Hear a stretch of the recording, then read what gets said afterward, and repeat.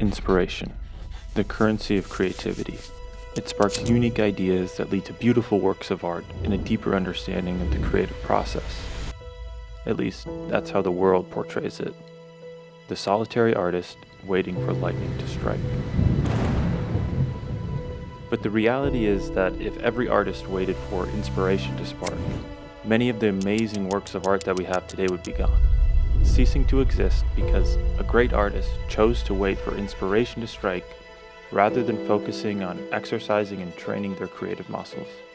Think of it this way: athletes don't wait for the perfect moment of inspiration to train, and neither should artists. Now, don't get me wrong. Inspiration happens, and it's a great thing. And it can strike at any moment and push your creative boundaries farther than you ever thought possible, and help you create some really amazing works of art.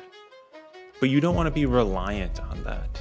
You don't want to have to wait for that to come around in order to make your work. What you really want, what every artist wants, is to be able to tap into that creative flow at any moment. But that's a lot harder than it sounds. Having some projects that you can slowly work towards, like this photo of the bus stop at night that I have been trying to get all winter long, and other projects that are smaller and you can kind of just jump in every single day, is a great way to keep variety in the work that you're doing and help make it easier to have something to work on every single day. Another thing I like to do is just go for a walk, bring the camera along and try to find some interesting compositions along a path that I walk pretty regularly. It forces me to really work on my composition skills and look at these things that I see a lot in different ways.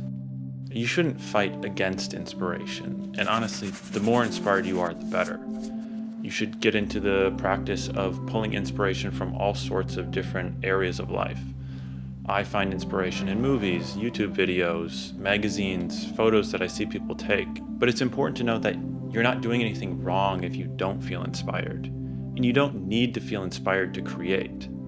Consistency will beat inspiration each and every single time. The more consistent you are with your creative practice, the easier it will be to dip into that creative flow.